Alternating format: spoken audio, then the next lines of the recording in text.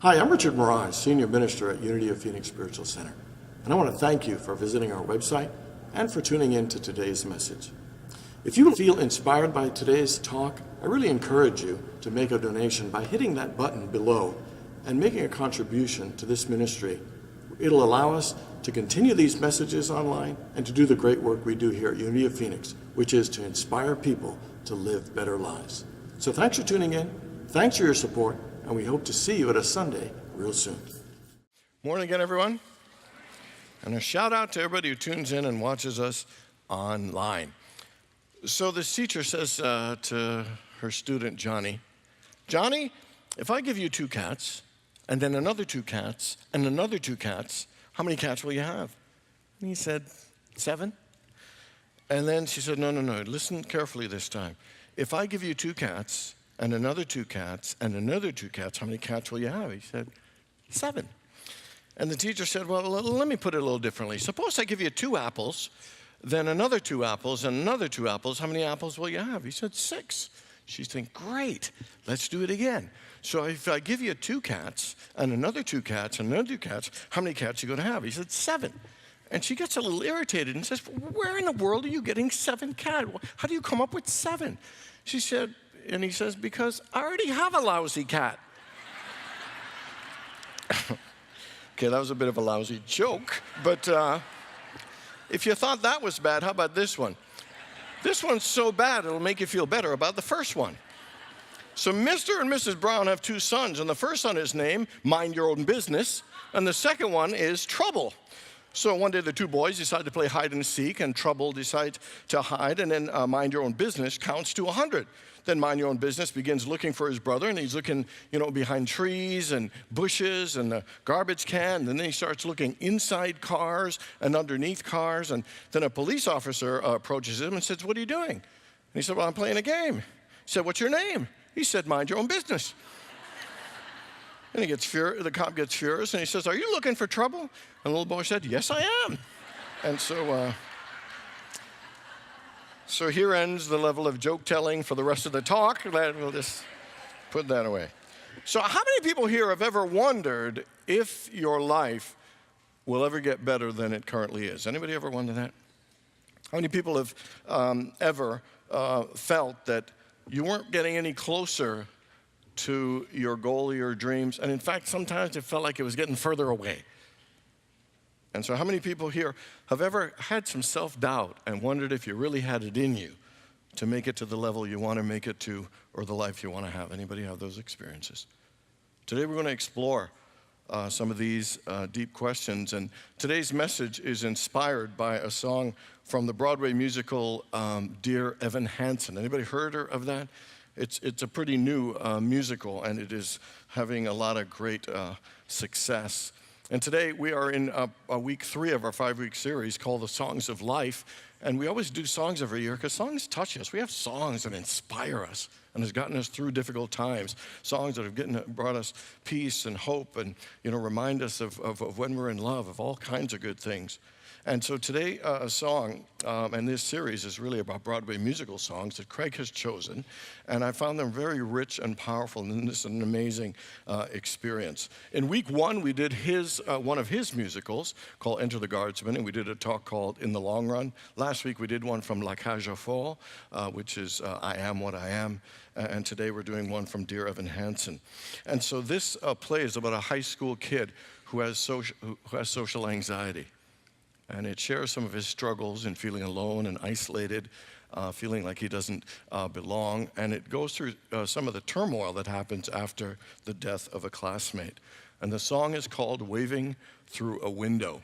And while this song is sung by a teenager and a high schooler going through his specific challenges and struggles, I think this song hits at those places in us where we might be struggling.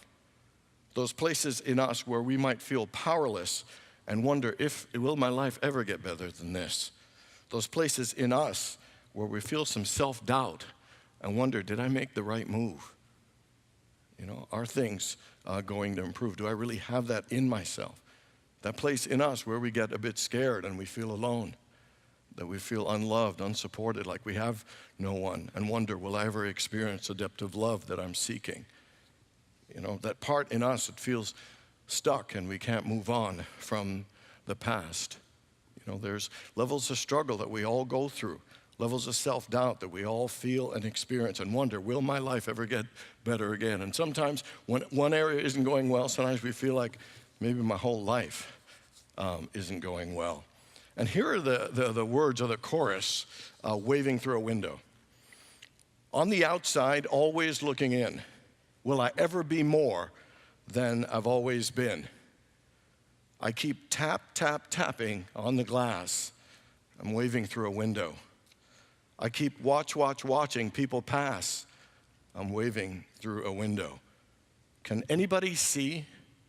Is anybody waving back at me? You know, what area in your life have you ever felt that you are on the outside looking in, waving through a window? I think we've always all had that experience, feeling like we're on the outside of some greater experience of life that we wish we could be a part of. And maybe it's a relationship, maybe it's a better family life, maybe it's more financial success, maybe feeling a sense of belonging in our community. And whatever it might be, sometimes we do feel like we're on the outside. We feel like we're disconnected and far away and separate from some greater good that we want to experience or be a part of. And you know, this outside looking in mentality is something that we could have about life, and it can lead to certain behaviors. And here's the first one. I love the first lines. It said, I've learned to slam on the brake before I even turn the key.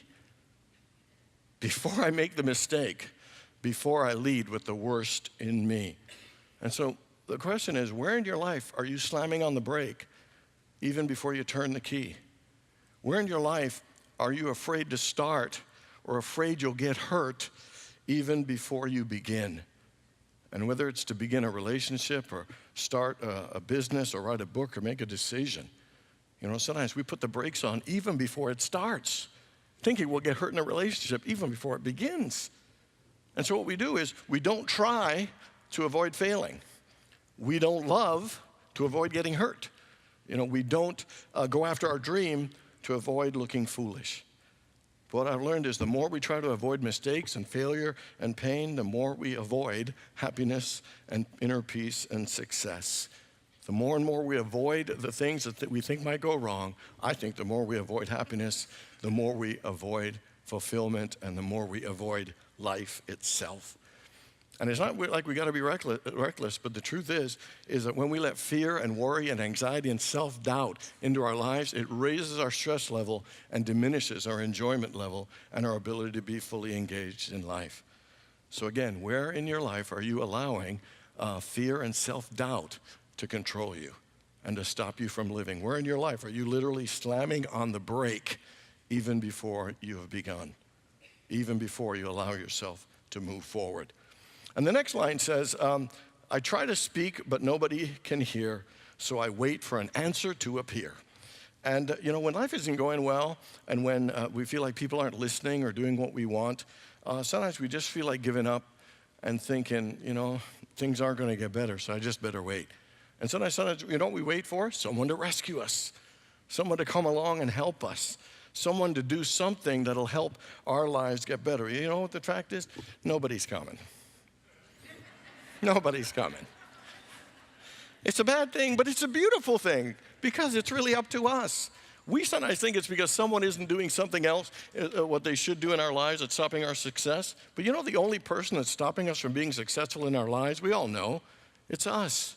I get in my way more than anybody else in the world. I think we all get in our way by over-obsessing, by worrying, by procrastinating, by doing all kinds of things. But we're the ones that stop ourselves. We are our biggest problem. So for years, I've wanted to write a book.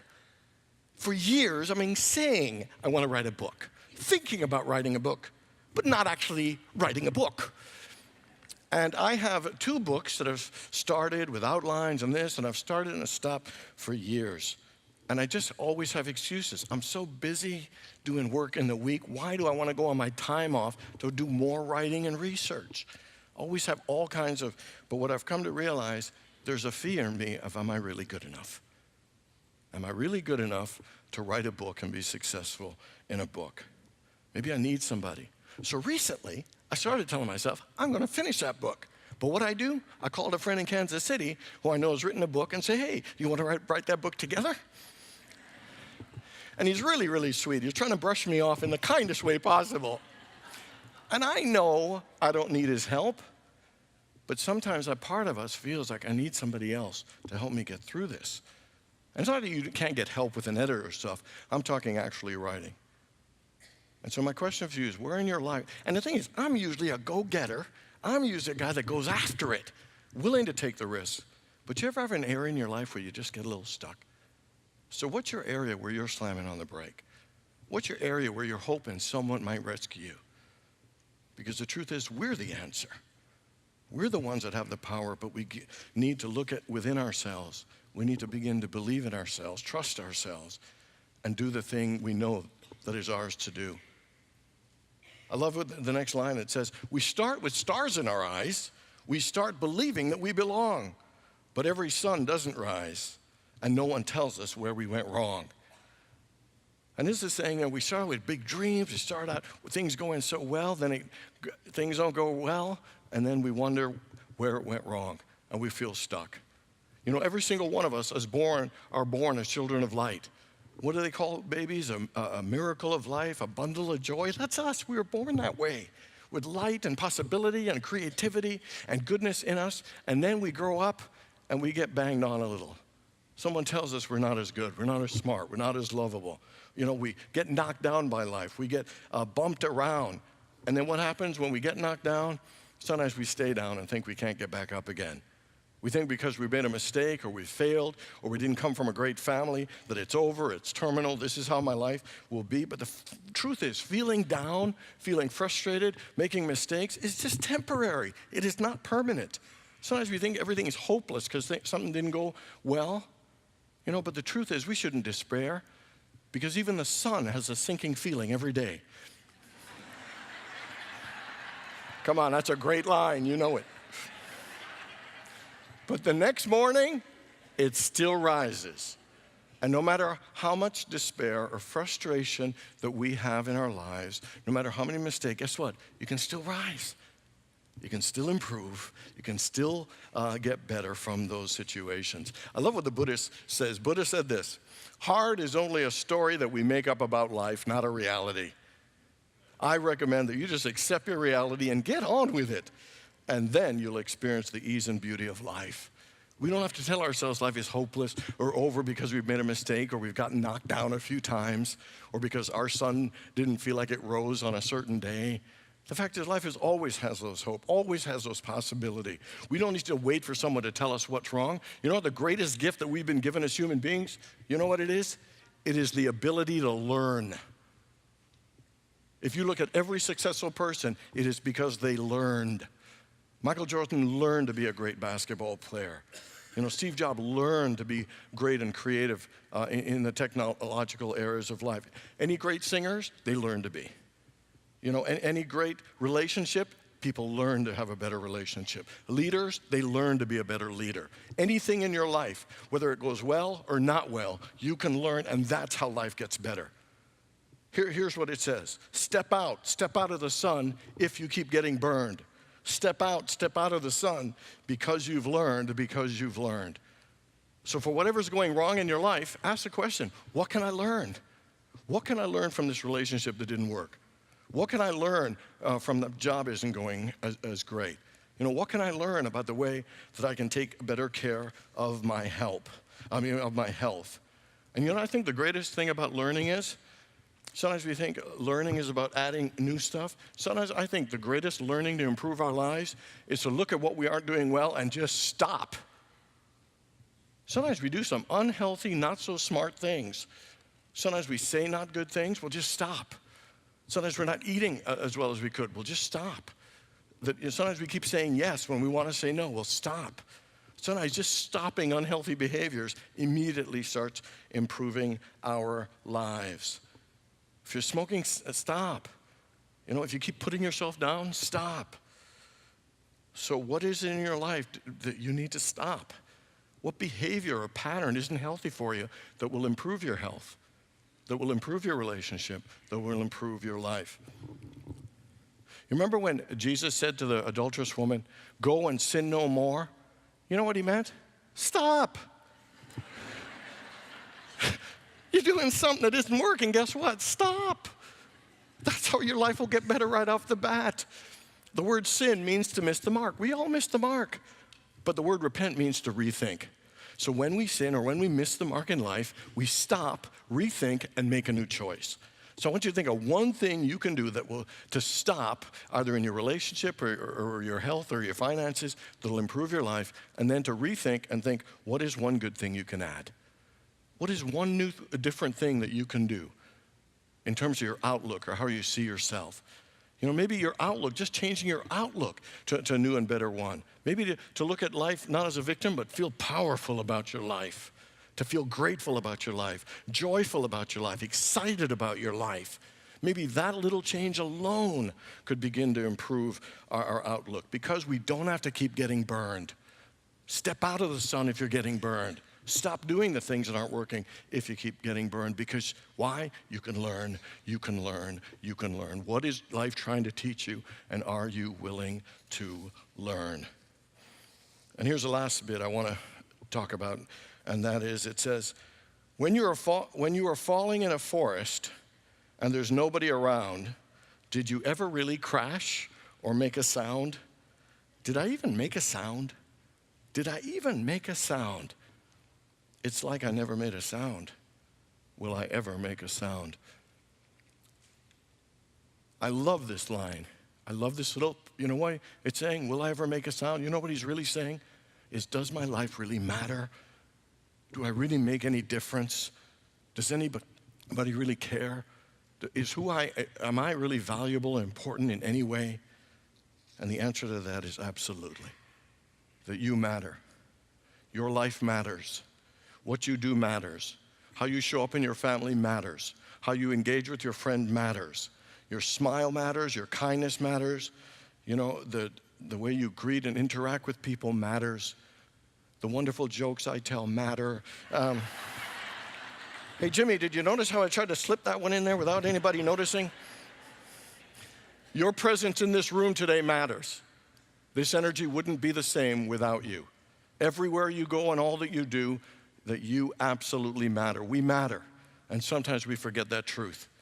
That every single day that we wake up, that we are here for a purpose and a reason, and our energy, our consciousness, our attitude, and all that we do absolutely impacts people and the world because we matter. Viktor Frankl once said that everybody thinks they're looking for the meaning of life. He said, no, but that's the wrong question. The real question is, what meaning do you give to life?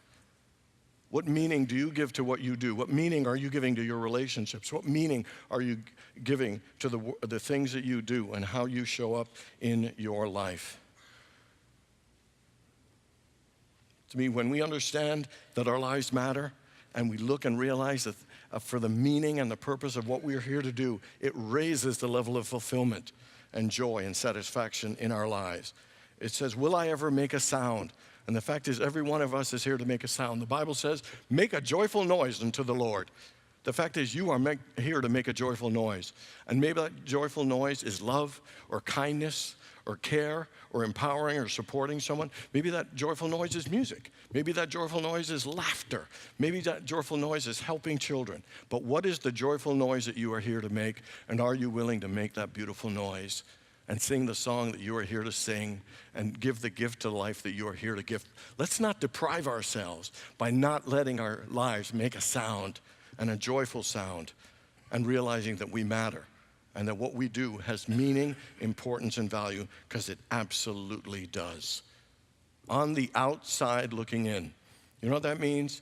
It means that we are distant or feel separated or excluded from the very thing that we desire, from participating and being, participating in the life and being the person that we're here to be. You know, these guys, they wrote this song, and you know what they wrote the song for? Is to help anybody who's struggling realize you're not alone. You are not alone. That this is a part of the human experience, and even if you feel you can't contribute, that you absolutely matter. on the outside looking in. You know what I think helps that feeling distant from it? Instead of looking on the outside, look inside. To look inside, because that's where the answers lie. The kingdom of God is within us. That all the peace and the love and the wisdom, all the connection, all the inspiration, all the joy, all that we're looking for is already within us. And when we look within, it helps how we look out. In fact, it helps our outlook and our outcomes when we begin to look first within ourselves. You know, you might feel anxiety, you might feel judged, you might make mistakes, and life might knock you down. But you know what? You can learn. You can stop doing the unhealthy things. You can go within. You can realize that you matter, and it will change your outlook and outcome. It'll help you feel joy. It'll help you enjoy and feel engaged in life, and you won't feel like you're on the outside looking in, or that you're outside waving through the window. God bless you all.